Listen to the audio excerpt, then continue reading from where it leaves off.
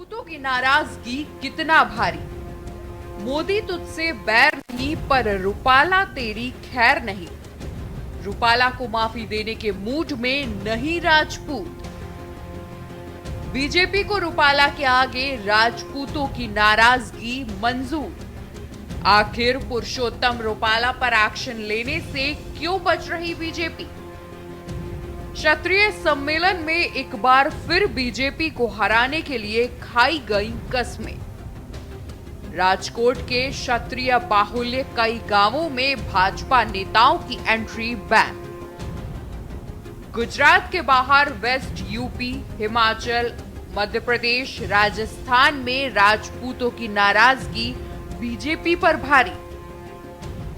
राजकोट में बीजेपी कांग्रेस के बीच जोरदार मुकाबला।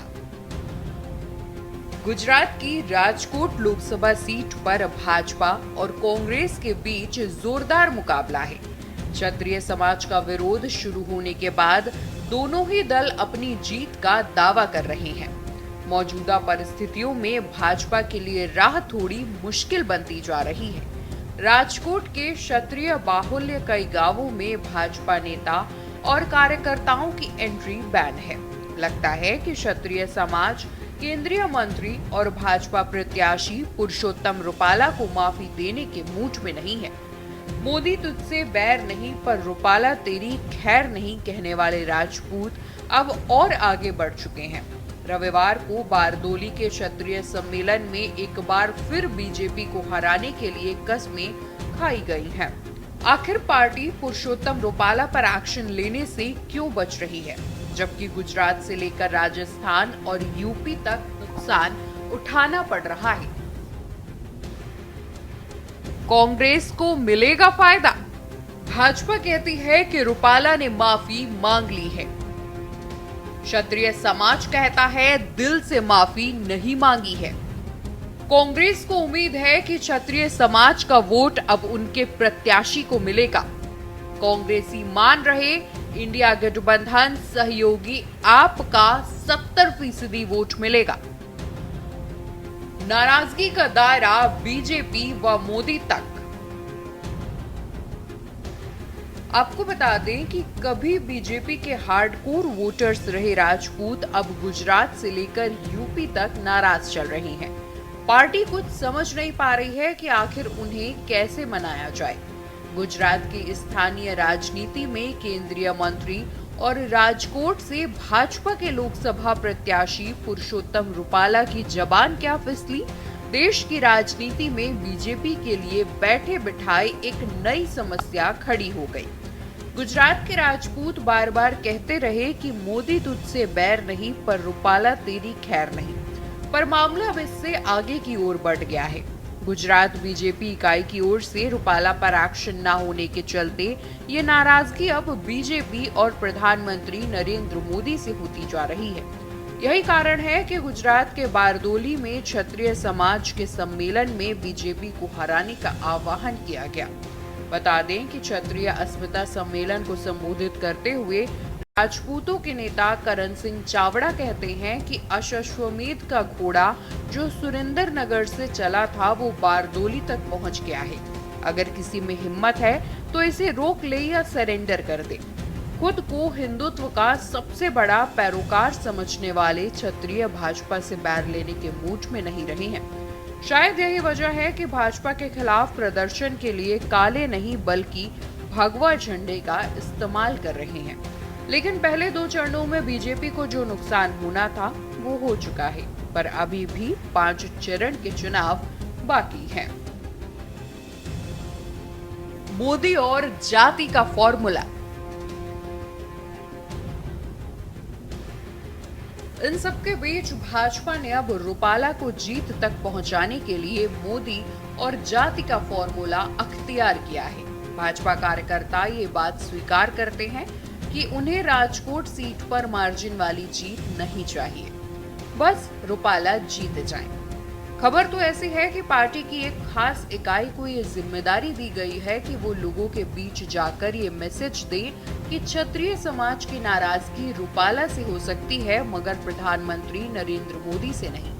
इसके साथ ही पार्टी ने क्षत्रिय समुदाय के विरोध के बीच अन्य प्रमुख जातियों को साधना शुरू कर दिया है। बीजेपी के लिए सबसे बड़ी मुश्किल। बता दें कि भाजपा के लिए सबसे बड़ी मुश्किल ये है कि क्षत्रियों और पुरुषोत्तम रूपाला का समुदाय पाटीदार हमेशा से बीजेपी के हार्डकोर वोटर्स रहे हैं। हालांकि ये भी सच है कि सौराष्ट्र की राजनीति में पाटीदार और क्षत्रिय समुदाय के बीच सालों से शीत युद्ध चल रहा है।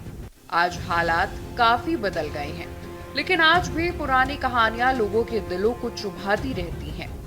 बीजेपी दोनों समुदाय के वोटरों को अपना पारंपरिक वोट बैंक मानती रही है और उसे भरोसा है कि इस बार भी दोनों समुदायों का वोट उसे ही मिलने वाला है।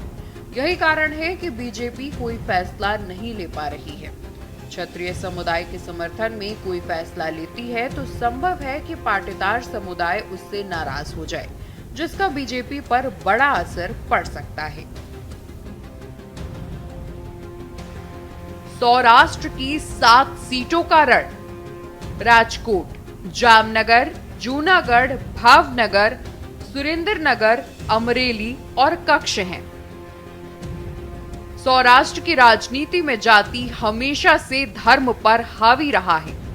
सौराष्ट्र की 7 सीटों पर उम्मीदवार जाति के पैमाने पर चुने जाते हैं। सौराष्ट्र के सभी जिलों में क्षत्रिय वोटर्स की संख्या पाटीदारों से काफी कम है। राजपूत अकेले गुजरात की किसी सीट पर जीत हार तय नहीं कर सकते। क्षत्रिय वोटर्स जीत हार में निर्णायक नहीं। सौराष्ट्र के सभी जिलों में क्षत्रिय वोटर्स की संख्या पाटीदारों से काफी कम है। गुजरात में बमुश्किल क्षत्रिय वोटर्स की संख्या पाटीदारों के मुकाबले आधे के करीब है। राजपूत अकेले चाहें तो भी सौराष्ट्र या गुजरात की किसी सीट पर जीत हार तय नहीं कर सकते हैं। हो सकता है कि कुछ परसेंट वोट राजपूत संगठनों के कहने पर निगेटिव वोट पड़ते हैं, तो हो सकता है कि कई सीटों पर भाजपा की जीत का अंतर काफी कम हो जाए, पर हारने जैसी स्थिति नहीं होने वाली है। इसमें कोई दो राय नहीं कि गुजरात के बाहर वेस्ट यूपी, हिमाचल, मध्य प्रदेश, राजस्थान में राजपूतों की नाराजगी बीजेपी पर भारी पड़े, पर वेस्ट यूपी की कुछ सीटों को छोड़कर कहीं भी जीत हार जैसा प्रभाव ये विरोध नहीं छोड़ने वाला है। रूपाला को माफी के मूड में नहीं राजपूत। आपको बता दें कि अभी हाल ही में पुरुषोत्तम रूपाला ने एक बार फिर इस समुदाय से माफी मांगी है। सदन में आयोजित एक चुनावी सभा को संबोधित करते हुए रूपाला ने कहा था, गलती मैंने की थी, सार्वजनिक रूप से माफी भी मांगी है। मेरा कोई गलत इरादा नहीं था। मैंने क्षत्रिय समुदाय के बीच में जाकर क्षमा याचना की, उन्होंने मुझे माफ भी कर दिया। फिर प्रधानमंत्री नरेंद्र मोदी का विरोध किस लिए? पुरुषोत्तम रूपाला ने क्षत्रिय समुदाय से कहा, आप अपने राष्ट्र के योगदान को याद करें। भाजपा के विकास में भी आपका बड़ा योगदान याद रहा है।